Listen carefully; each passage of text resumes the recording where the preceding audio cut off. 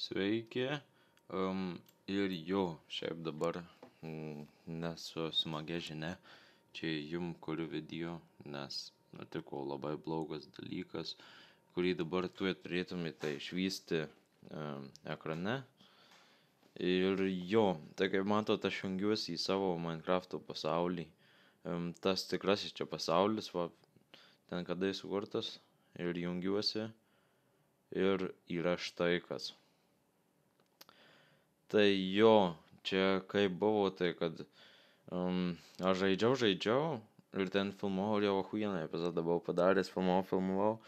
Ir kompas pyst išsijungiai perkaito, žodžiu, žinot kaip laptopas, ir man dabar rodo savo visus stats, kiek čia per šitą pasaulį padaryta visko.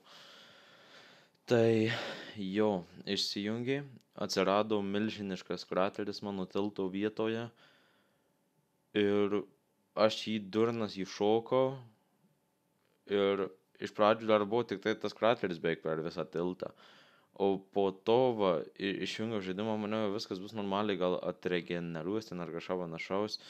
Ir, na, nieko nesidaro tiesiog, tai jo, yra žiauru. Kaip matot, su Q raide dar bandžiau išmest, tik po to, va, išmest šitus daiktus. Tai jo, šiaip labai liūdna, aš nežinau, gal kas žinot, kaip čia pataisyt, parašykit į komentarus, bandžiau F3 ir S, bandžiau, ten viską, kas su tais čanksais įmanoma, bandžiau, na, niekas nepadeda.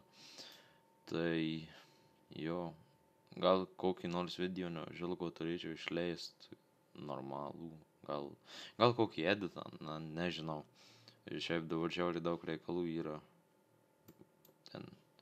Na, žodžiu, tada iki kito karto, iki.